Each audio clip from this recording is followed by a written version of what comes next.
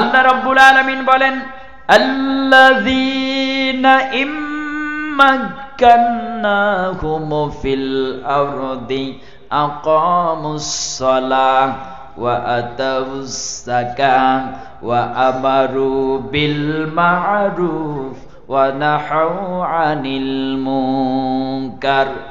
আল্লাহ রাব্বুল আলামিন বলেন, যারা ক্ষমতার চেয়ার পাবে, নেতৃত্বের চেয়ার পাবে, নেতৃত্বের চেয়ার পাওয়ার সঙ্গে সঙ্গে, ক্ষমতার চেয়ার পাওয়ার সঙ্গে সঙ্গে সর্বপ্রথম তারা 4টা কাজ করবে। কয়টা কাজ? জোরে কোন, কয়টা কাজ? সবাই কথা বলেন একটু, কয়টা কাজ? 4টা কাজের 1 নাম্বার হলো নামাজ কায়েম করবে। আকামুস সালাহ, নামাজ কায়েম করবে। নিজে শুধু পড়বে চলবে না, কায়েম করতে হবে। অধীনস্থদেরকে নিয়ে নামাজ আদায় করতে হবে। 2 নাম্বার হলো ওয়া আতাউস যাকাত, যাকাত আদায় করতে হবে। দিলে শুধু চলবে না, ধনাত্মবান ব্যক্তিদের কাছ থেকে শতকরা 2.5 টাকা নিয়ে দরিদ্রদের মধ্যে বন্টন করতে হবে। এই দায়িত্ব পালন করতে হবে। 3 নাম্বার হলো আমারু বিল মা'রুফ, সৎ কাজের, ভালো কাজের আদেশ করতে হবে, উৎসাহ দিতে হবে। সুবহানাল্লাহ পড়েন।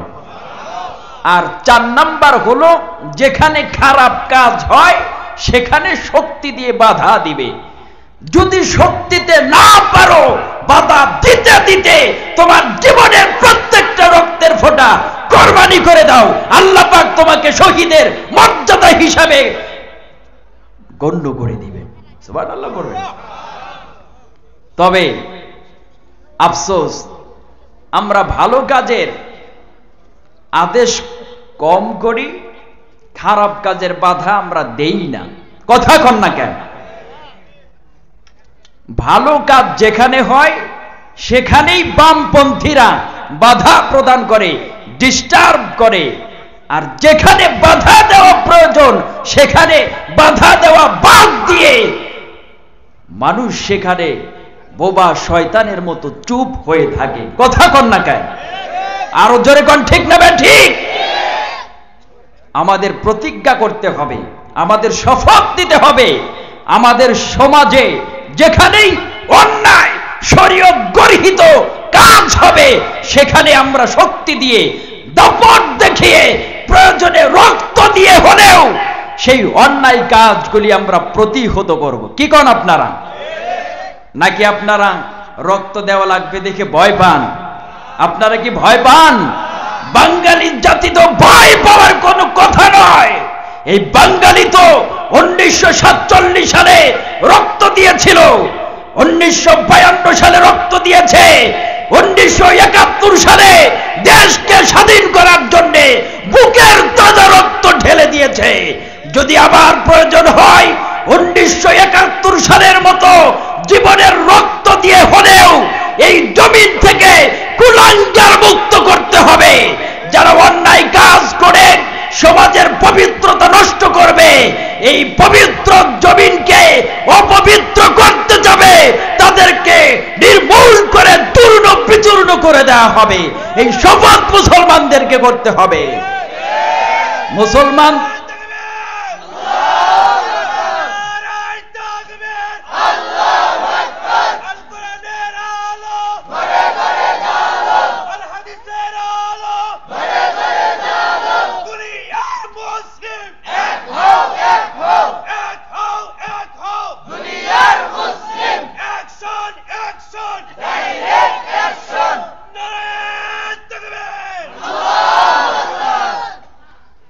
আমরা সর্বোপরি আল্লাহ পাকের কোরআন যেখানে সামনে থাকবে আমরা দল মত নির্বিশেষে সবাই একমত। কি কোন আপনারা? আমরা মুসলমান আল্লাহর কোরআনকে সিনায় নিয়ে বাঁচতে চাই, আল্লাহর কোরআনকে নিয়ে মরতে চাই। এই প্রতিজ্ঞা, এই তামান্না আমাদের হৃদয়ে থাকতে হবে। কোন বাতিল শক্তিকে, কোন বাতিল চক্ষুকে, কোন তাগুতি শক্তিকে আমরা মুসলমান ভয় করি না। আমাদের বাম পা দিয়ে লাথি মেরে তাদেরকে বঙ্গোপসাগরে নিক্ষেপ করতে চাই। এই শক্তি নিয়ে মুসলমান বাঁচতে হবে। আল্লাহ পাক সেই হিম্মত আমার মুসলমানদেরকে দান করো, কোন আমিন। আরো জোরে কোন আমিন। আমার বন্ধুগণ, যারা নেতৃত্বের চেয়ার পাবে, ক্ষমতার চেয়ার পাবে, চারটা কাজ করবে। চারটা কাজ হলো আকামুস সালাহ, নামাজ কায়েম করবে, ওয়া আতাউস যাকাত, যাকাত আদায় করবে, আমারু বিল মারুফ, ভালো কাজের আদেশ করবে, উৎসাহ দিবে, ওয়া নাহাউ আনিল মুনকার, আর খারাপ কাজ যেখানে হয় বাধা প্রদান করবে, বানচাল করবে। কথা কর না কে? প্রিয় বন্ধুগণ, আবার এই নামাজটা কি আল্লাহ রব্বুল আলামিন সকাল থেকে নিয়ে রাত পর্যন্ত উম্মতে মুহাম্মাদির জন্য আদায় করা ফরজ আইন করে দিয়েছেন কিনা? খালি অন্যায় কাজের বাধা দিবেন, নামাজ পড়বেন না, তা কিন্তু হবে না। সেজন্যই সকাল থেকে শুরু করে রাত পর্যন্ত আল্লাহ পাক 5 ওয়াক্ত নামাজকে ফরজ আইন করে দিয়েছেন, নির্ধারণ করে দিয়েছেন। আল্লাহ রাব্বুল আলামিন বলেন, আকিমিস সালাতা লিদুলুকিশ শামসি ইলা গাসাকিল লাইল ওয়া কুরআনাল ফাজর ইন্না কুরআনাল ফাজরি কানা মাশহুদা। সকাল থেকে নিয়ে রাত পর্যন্ত নামাজ আছে না নাই? জোরে কোন আছে না নাই? প্রথমে দিলেন ফজর, ফজরের পরে জোহর, জোহরের পরে আসর, আসরের পরে মাগরিব, মাগরিবের পরে এশা আছে না নাই? এত চমৎকার করে আল্লাহ পাক সাজিয়ে দিলেন। কবি নজরুল বলেন, ঘুমাইয়া কাজা করেছি ফজর, তখনও জাগিনি যখন জহর, হেলায় খেলায় কেটেছে আসর, মাগরিবের ওই শুনিয়া যান, এখনো জামাতে হওরে শামিল, এখনো এশাতে আছে স্থান, বাজিছে দামামা বাদরে আমামা, শির উঁচু করি মুসলমান, দাওয়াত এসেছে নয়া জামানার, ভাঙা কেল্লায় উড়ে নিশান। আল্লাহু আকবার। আমার বন্ধুগণ, আবার এই নামাজ না পড়ার কারণে কিয়ামতের ময়দানে জাহান্নামে যাওয়া লাগবে, সে কথাও আল্লাহ পাক সূরা মুদ্দাসিরের মধ্যে তুলে ধরেছেন। আল্লাহ পাক যখন জান্নাতীদেরকে জান্নাতের ফয়সালা করে দিবেন, জান্নাতীরা যখন জান্নাতে যাবে, জাহান্নামীদের কঠিন অবস্থা দেখতে পাবে। জাহান্নামীদের কঠিন অবস্থা দেখে জান্নাতীরা জিজ্ঞেস করবে, কি জিজ্ঞাসা করবে? আল্লাহ পাক সে কথাও সূরা মুদ্দাসিরের মধ্যে তুলে ধরেছেন। আল্লাহ রাব্বুল আলামিন বলেন, জান্নাতীরা সেদিন বলবে, ইয়াতাসাআলুনা আনিল মুজরিমিন মা সালাকাকুম ফি সাকার ক্বালু লাম নাকু মিনাল মুসাল্লিন ওয়া লাম নাকু নুতঈমুল মিসকিন।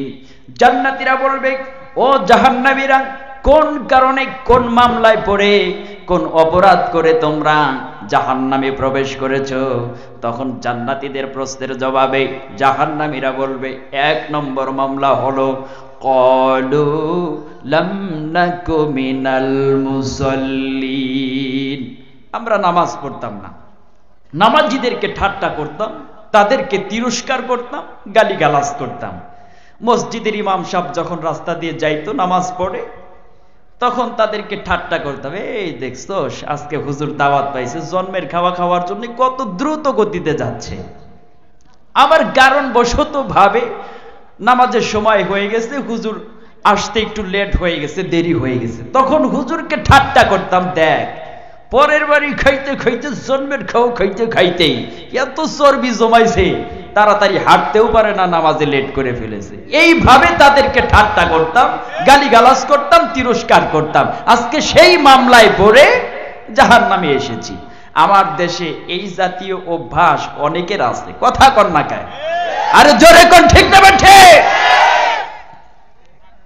জান্নাতীরা বলবেন, 2 নম্বর মামলা কি? জাহান্নামীরা বলবে, 2 নম্বর মামলা হলো ওয়ালাম নাকু নুতঈমুল মিসকিন, ওয়ালাম নাকু নুতঈমুল মিসকিন। মিসকিন। আমরা মিসকিনদেরকে খাবার দিতাম না, তাদেরকে ভিক্ষা দিতাম না, তাদেরকে তাড়িয়ে দিতাম। আমরা সমাজের মোড়ল ছিলাম, মাতব্বর ছিলাম, মেম্বার চেয়ারম্যান ছিলাম। সরকারের পক্ষ থেকে, বিদেশ থেকে দরিদ্র মানুষের জন্য টাকা পয়সা আসতো, গম আসতো, চাউল আসতো, টিউবওয়েল আসতো, টয়লেটের পাট সেলাপ আসতো, সব কিছু বিক্রি করে আমাদের পকেটে ঢোকাতাম, আমাদের ব্যক্তিগত কাজে ব্যবহার করতাম। দালান কোঠা, কলকারখানা, মিল, ফ্যাক্টরি তৈরি করতাম, ব্যবসা বাণিজ্য করতাম, তাদেরকে পৌঁছে দিতাম না। আজকে সেই মামলায় পড়ে গেছি। আমার দেশে এই জাতীয় মানুষ আছে না নাই? কথা কন না কেন? আহারে, এই দুনিয়াতে যারা এতিম মিসকিনের, দরিদ্র মানুষের মাল আত্মসাৎ করে খাবে, কিয়ামতের ময়দানে সেই মালগুলি তাদের গলায় ঝুলায় দেওয়া হবে আমলনামা হিসাবে। অনেক মেম্বার চেয়ারম্যানের গলায় টয়লেটের পাট সেলাপ ঝুলায় দেওয়া হবে, টিউবওয়েল ঝুলায় দেওয়া হবে। কারণ সরকারের পক্ষ থেকে টিউবওয়েল বাজেট হয়, হয় কি হয় না?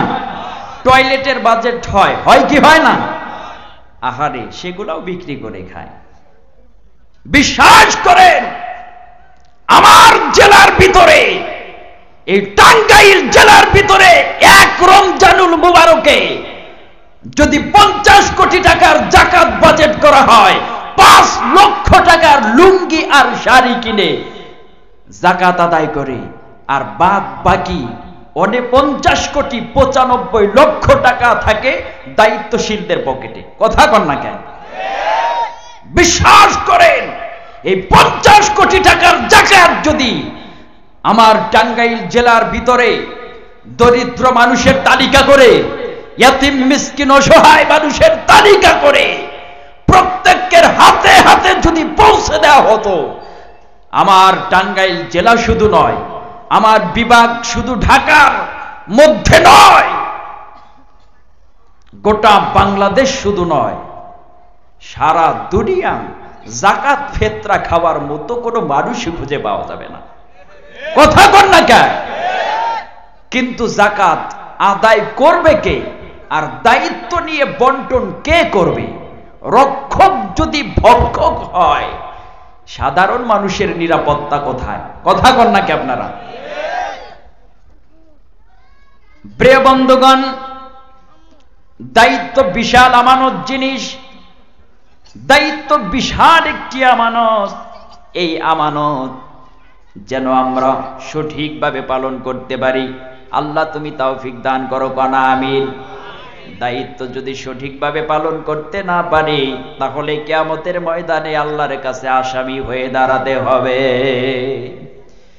হযরত ওমর রাদিয়াল্লাহু তাআলা আনহু তিনি বলেছেন, আমার রাষ্ট্র চলাকালীন সময়ে, আমার ক্ষমতা থাকাকালীন সময়ের ভিতরে যদি ফোরাত নদীর তীরে একটি কুকুর না খেয়ে মারা যায়, তাহলে আমি ওমরকে আল্লাহর দরবারে আসামির কাঠগড়ায় দাঁড়িয়ে জবাব দিতে হবে।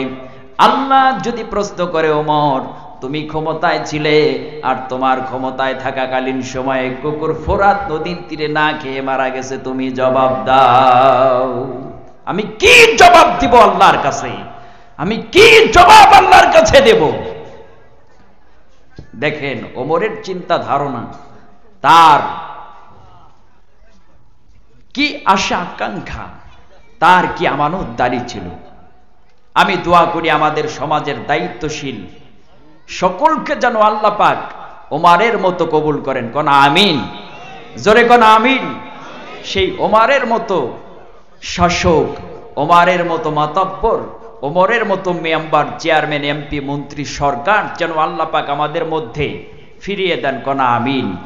সোনালী দিনের সেই ওমর খালিদ, আজ তোমাদের বড় প্রয়োজন, আজ তোমাদের বড় প্রয়োজন, তোমাদের অভাবে ধরণীতে আজ চলছে জালিমের নিপীড়ন, আজ তোমাদের বড় প্রয়োজন, আজ তোমাদের বড় প্রয়োজন।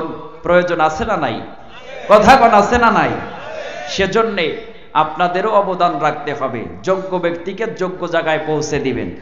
যদি সেক্ষেত্রে আপনাদের ত্যাগ করতে হয়, আপনাদের কষ্ট স্বীকার করতে হয়, আপনাদের অর্থ দিতে হয়, শ্রম দিতে হয়, মেধা দিতে হয়, জেল খাটতে হয়, খাটতে রাজি আছেন তো ইনশাআল্লাহ? সবাই রাজি আছেন তো ইনশাআল্লাহ? আল্লাহ পাক কবুল করুন, মঞ্জুর করুন।